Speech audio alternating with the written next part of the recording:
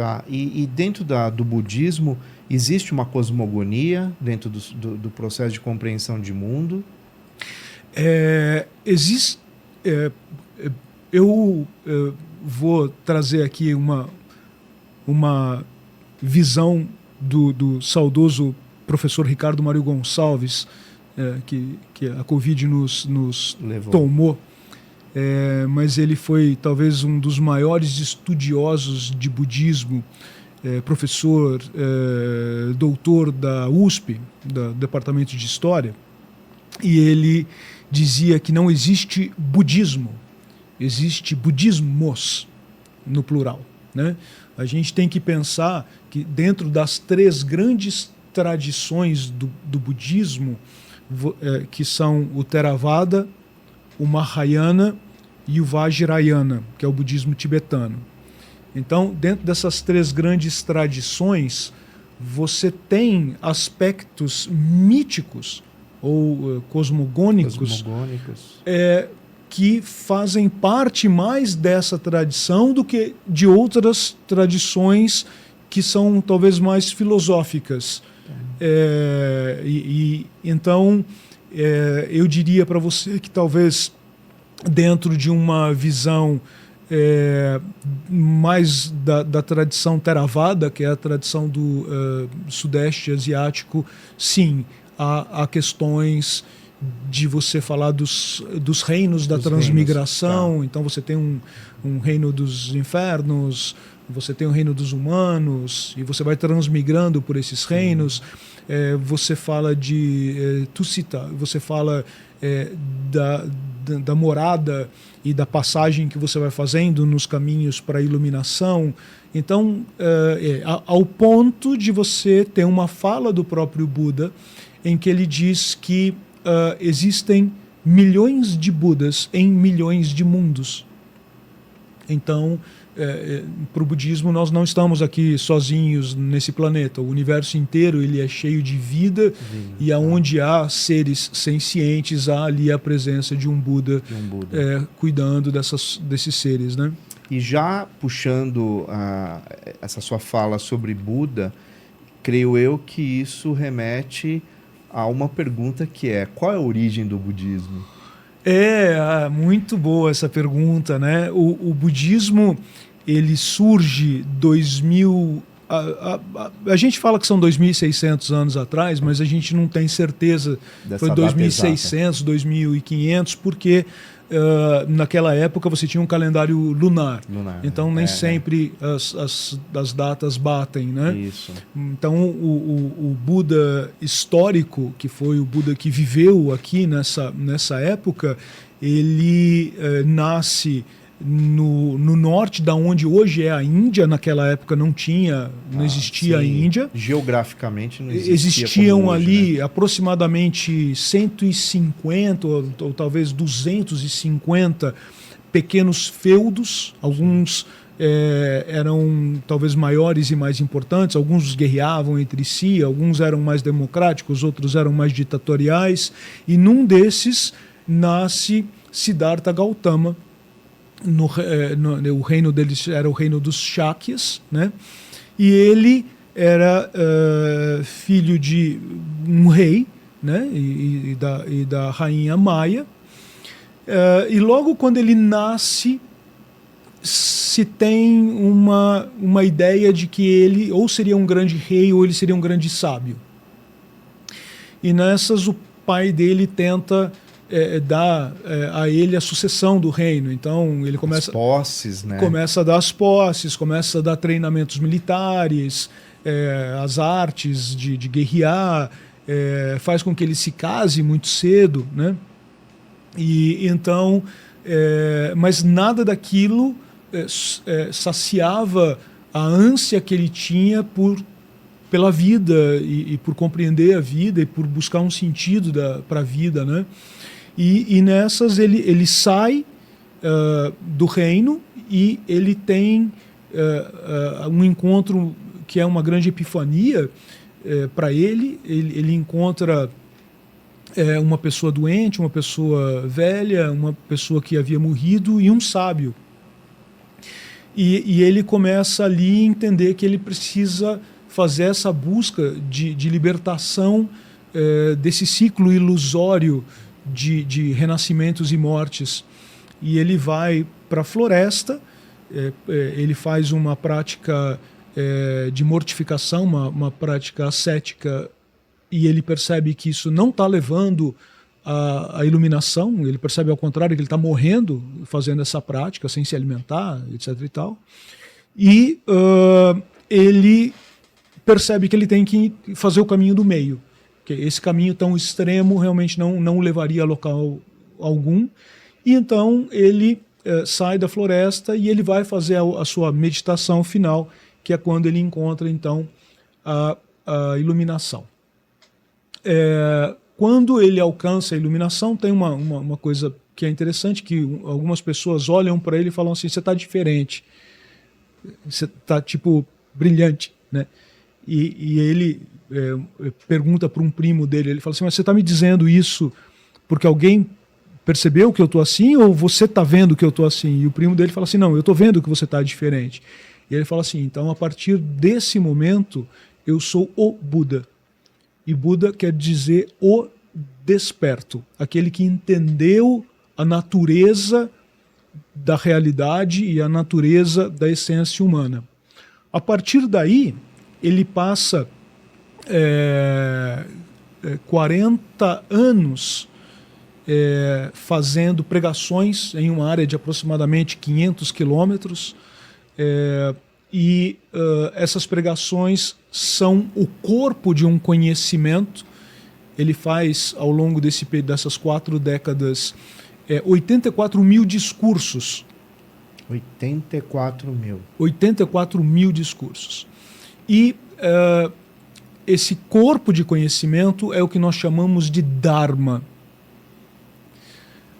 Eu conto essa história, portanto, para responder a tua pergunta e dizer que o budismo ele teve, então, como seu fundador Siddhartha Gautama, que é hoje conhecido como o Buda histórico ou o Buda Shakyamuni. E a partir dele, os monges que o acompanhavam começam a levar esse conhecimento para várias localidades ali da Ásia e formam as tradições que nós temos hoje no budismo, que é o Theravada, o Mahayana e o Vajrayana. E uma curiosidade, reverendo, conforme esses discursos iam sendo proclamados e ditos, alguém escrevia, ele mesmo fazia alguns registros. O que temos hoje disso? Excelente pergunta também, Marcelo. Assim, naquela época a transmissão era oral. Oral, tá.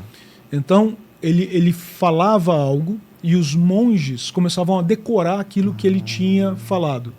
Entendi. E havia grupos de monges que eram especialistas em ficar recitando e contando para outras pessoas e fazendo essas pessoas recitarem aquilo que o Buda tinha dito.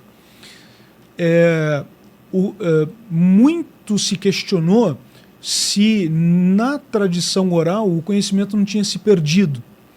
E estudos científicos demonstram hoje que existem poucas diferenças entre os diversos cânones budistas. Então, o cânone Pali, sânscrito e o chinês, eles fundamentalmente contam a mesma história. Isso é sensacional sobre a luz, não só histórica, como documental, e mais do que isso, né? Uma rigidez no processo de compreensão e interpretação daquilo que foi dito. Sim. Porque há uma tradução para outros idiomas, né? Sim, sim. O trabalho de tradução, ele, na verdade, acontece quando o budismo sai da Índia e ele vai para a China. Isso acontece logo no primeiro ano da Era Comum. E ali, uns 300 e tantos anos depois, um grupo de monges liderado por Kumarajiva começam a fazer a tradução do sânscrito, do Pali, para o chinês.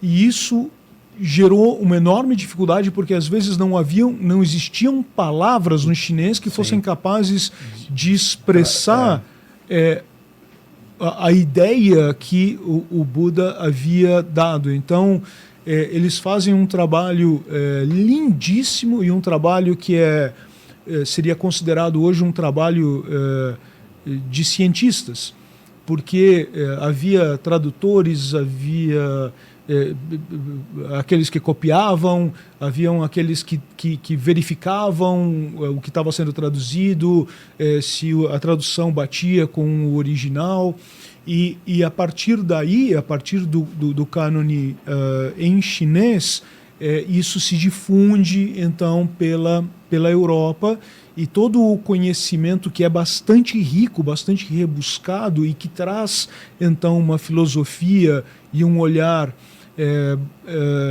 bastante profundo a respeito da natureza da existência humana, isso então começa a permear várias outras culturas, saindo da China, indo para a Mongólia, para a Coreia, para o Japão, e depois, com a imigração japonesa a partir de 1908, isso vem para o Brasil.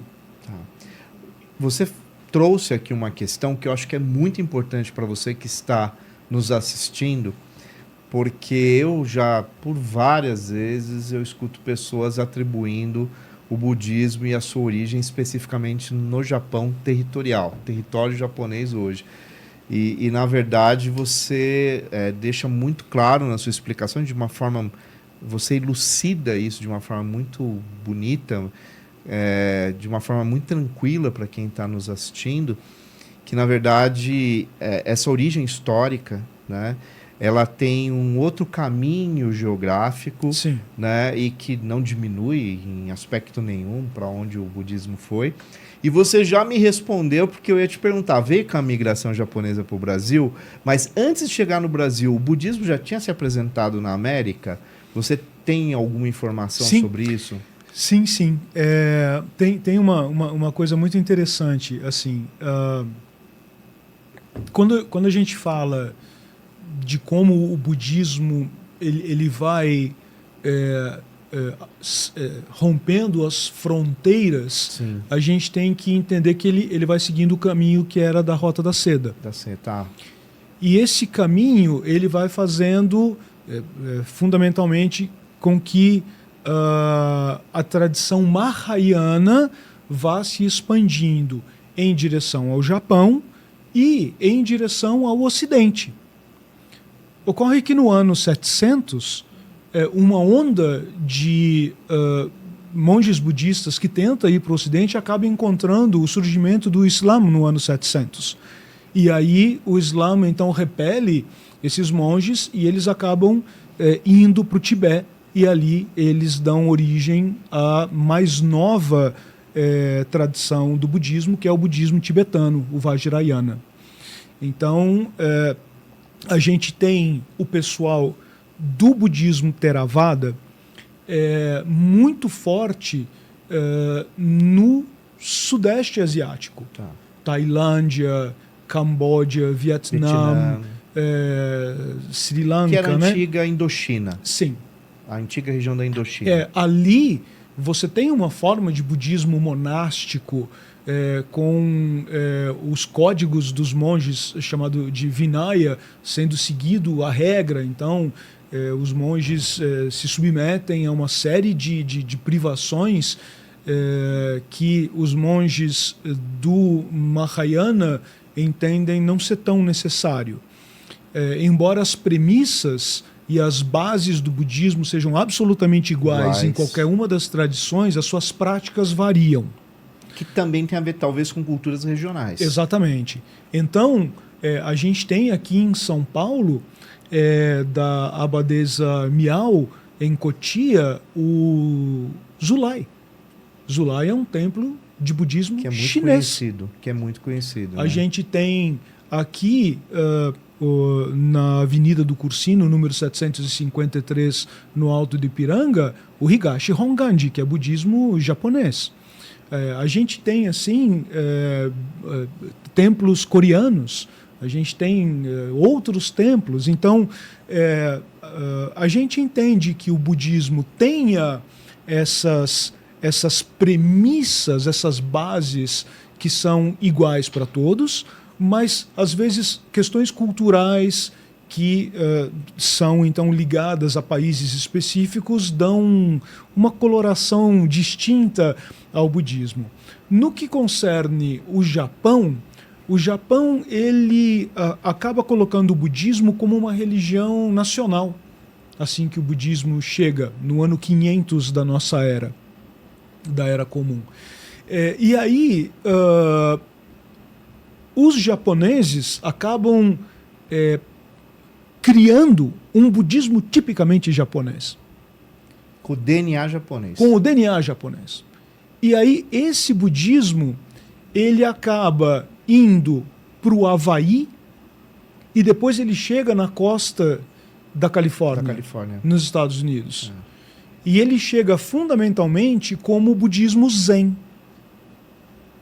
O budismo Shin, ele é um budismo mais humilde, ele não gosta de tanta mídia, ele é um budismo de uma prática mais de fé do que uma prática meditativa.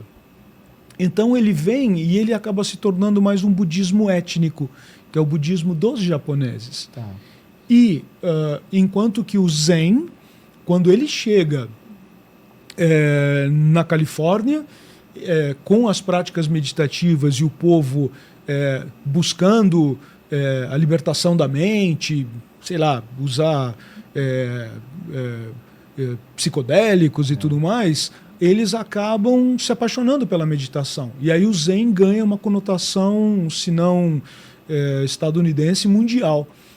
E muito quando isso chega